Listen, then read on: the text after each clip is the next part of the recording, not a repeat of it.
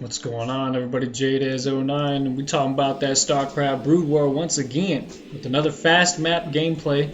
And the teams for this game are the green Protoss on the top left, the light blue Terran top middle, and the white Protoss on the bottom middle versus red Protoss bottom left.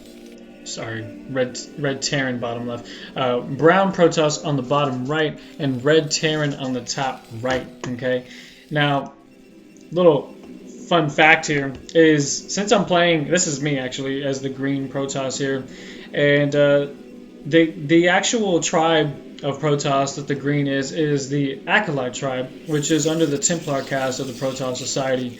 Their station is the High Templar Command, so they are actually one of the most powerful factions in the Protoss Society.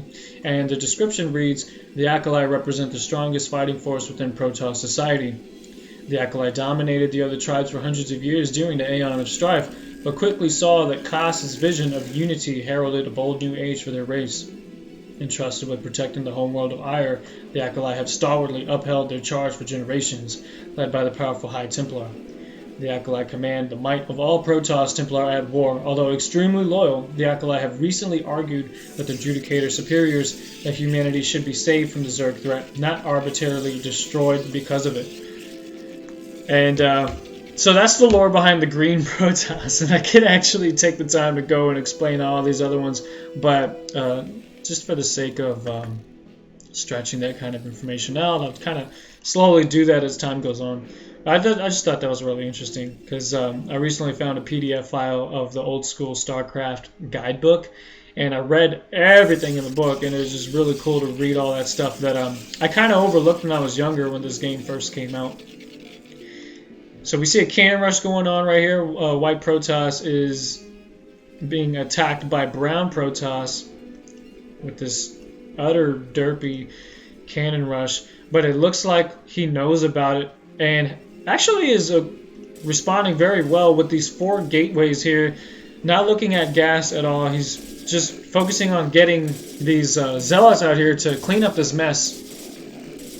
So that attack is a complete fail right now, and that's going to leave brown Protoss extremely vulnerable with literally no defense. He doesn't have any cannons over here. He doesn't have any units to defend his base. He doesn't even have this guy working. This guy is probably eating a sandwich right now, a robotic sandwich. He's not trying to get to work.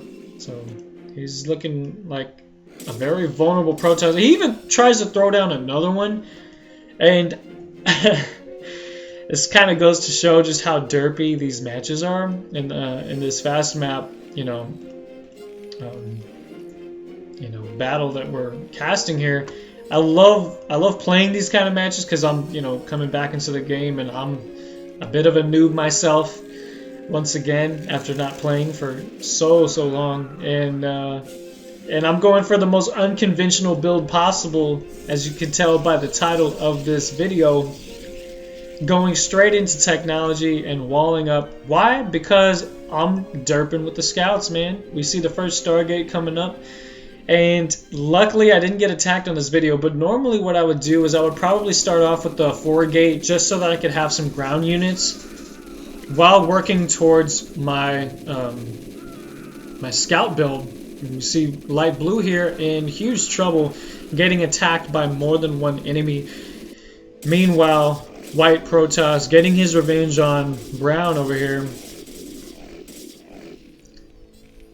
And it looks like brown is going to be eliminated from this game. Meanwhile, all these Marines up here doing tons of damage to light blue.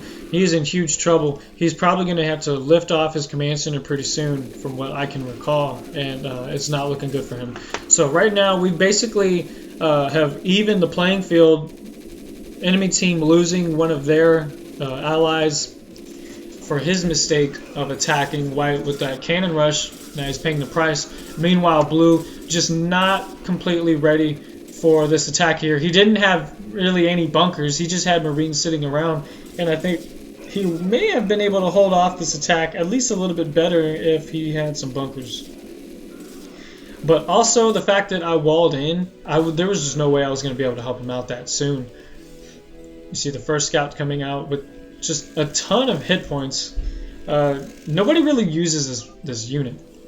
It's the most unused unit in all of Broodwar, I would have to say.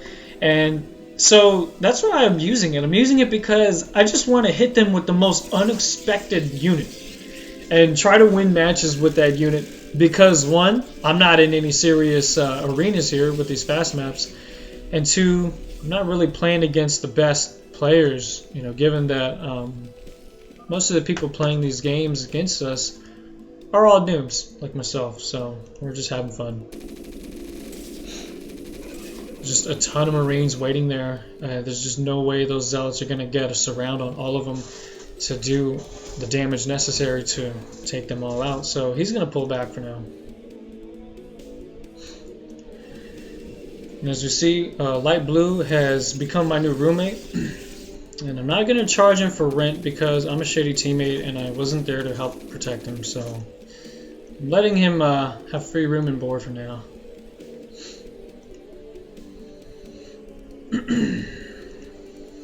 Meanwhile, White Protoss just handling business. You got to give him props, and he is definitely the MVP of this game so far because, I mean, the guy is, he's got DTs coming out. He's started to get more gateways, which is a very smart move at this point, and he's just now starting to get some gas units. You know, with those 3 gas, expansions on his base.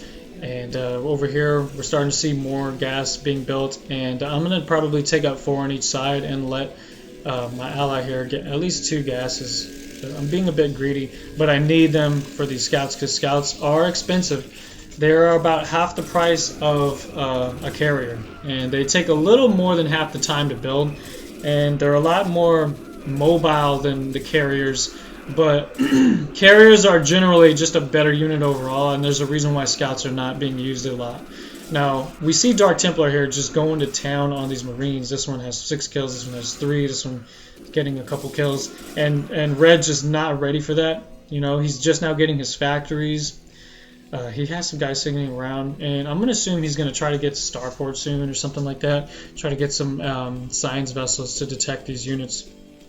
And the same thing goes with Orange over here, where he's starting to build some factories. And he's got plenty of command centers to build either more, ComSat stations or maybe even just a bunch of SCVs. But I'm assuming that he's going to try to start going into a bit more of a mech transition. And we see a lot of units over here for White, and he's just doing a fantastic job of holding down his base, not having to deal with any air units. He's definitely prepared for that. We're even seeing some High Templar coming in.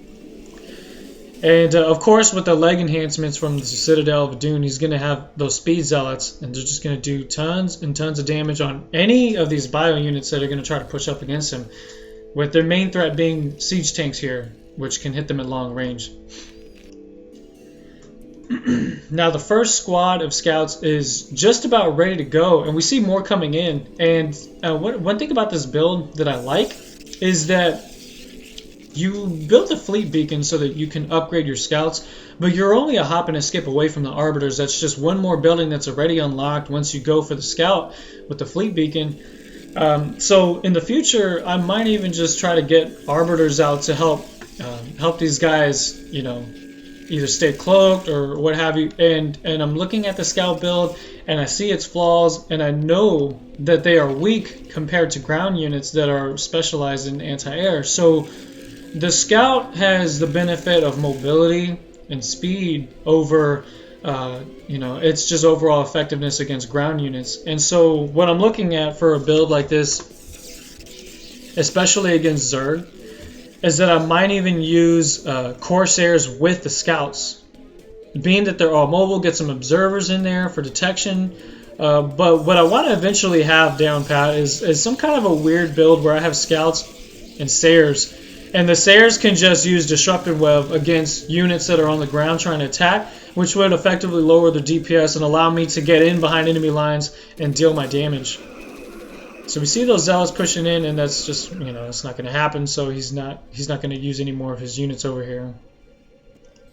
And this is just so interesting to see how everybody's kind of holding back and building up their armies right now, expecting that their tech advancements are going to be exactly what's needed to win the match. We see factory explosion going over here, with tanks being pushed out the wazoo. You know what I mean, by the orange Terran. So that's going to be a lot of fun to watch to see how that goes into play here. We see plenty of scouts. This is actually a 12 scout squad right here, with the second squad being finished.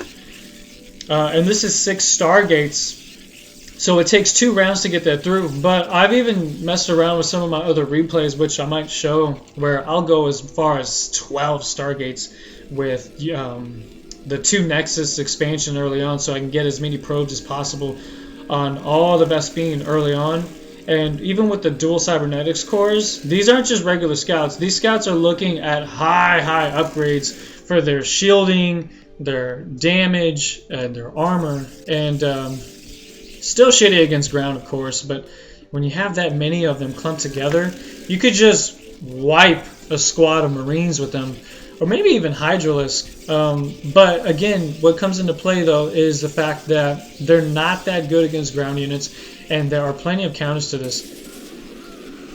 Now we see Orange is starting to do his thing over here, trying to push in, and he's completely ready for it. He's got Psystorms that are just demolishing those bio units, and Red also pushing in on him. White is just handling his business right now, big time.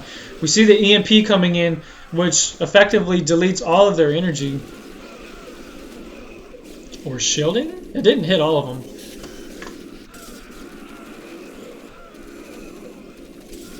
Are we going to see another Psystorm here?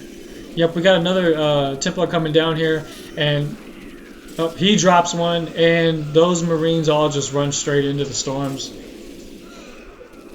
White doing a ton of damage right now. He is the MVP of this game by far, and there was no contest against that. So props to him for doing that.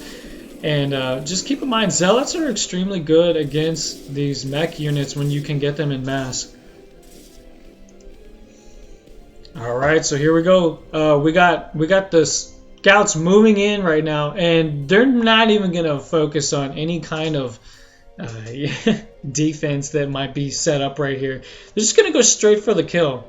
Or they're going to at least just demoralize this enemy team. And the funniest thing about it is scouts are so underused that when you see something like this, you pretty much just think, what the hell, man? Like, you see them just clearing up those Marines. Now they're moving in, and we see turrets being taken out decently quick. More Marines trying to come in to help out. But seeing that they were just cleared out by White's units over in the middle, they're just not enough to hold this off. So the timing was actually very well on this end here. And we see the orange Terran just leave the game because the plan worked. And now it's just a matter of having fun. The game is essentially finished at this point. But I'm having fun with the scouts. So I'm just going to let Terran just deal with the fact that he has no teammates.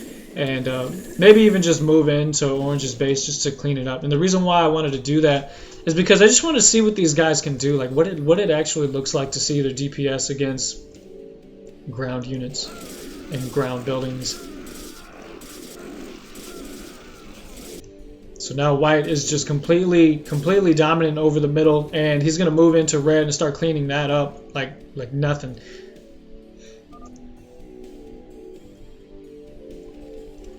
Interesting thing here is that when these scouts are at 3-3, they have 8 plus 3, so it would be effectively 11 damage per, per burst. And then the missiles for air units is just ridiculous. So you could just take out science vessels like nothing with scouts. And also overlords. So that's another reason why they might actually have a place within the front lines, because if you could have maybe like 4 or 5 scouts on the front line, then maybe it's just enough to one-shot or two-shot enemy overlords, and it basically detects in units from the other races. So the game is over, and the scouts definitely did their part. They should just at least come in here and help clean up the mess. But that was pretty much it, you know what I'm saying? I'm going to go ahead and stop it early for the sake of time. But I wanted y'all to see that scouts are a derpy unit, and I'm having fun with them regardless, okay? And I'm going to be bringing more gameplay with maybe different variations of this build.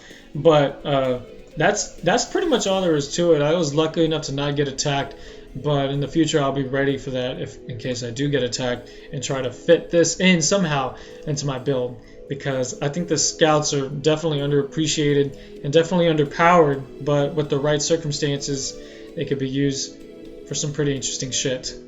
This has been JDes09, and I hope you liked that replay. Hit the thumbs up if you like that replay. If it's utter shit and you didn't like it, hit the thumbs up anyways, because, you know, I'm getting better at the game again. And I know this is just all part of the growing pains. What the hell? Let's just see what happens. Let's just watch.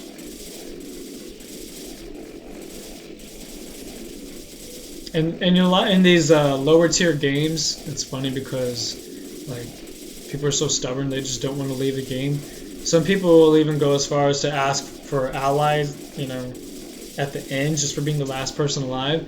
So sometimes they can get mercy that way. But it's just crazy seeing, you know, the dominance of this team here. And again, MVP of the game is Legacy Craft and the White Protoss. This guy did his thing. I love having good teammates like that. So, you know, cover for my derpiness. So that's just fantastic.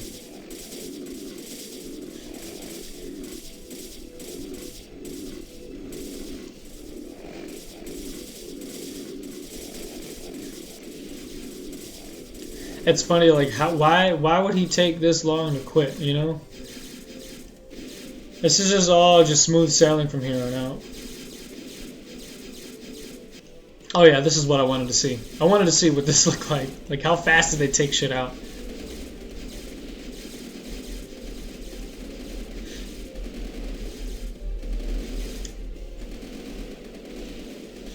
It's not terrible. I mean, considering there's 24 of them, it takes a while, but because they have so much hit points, it's just, you know. And that's pretty much the end of the replay from right there, I believe. And so we're seeing them just go for this command center. Let's see how long that takes. They're going for SCVs, and they can just clean them out decently quick.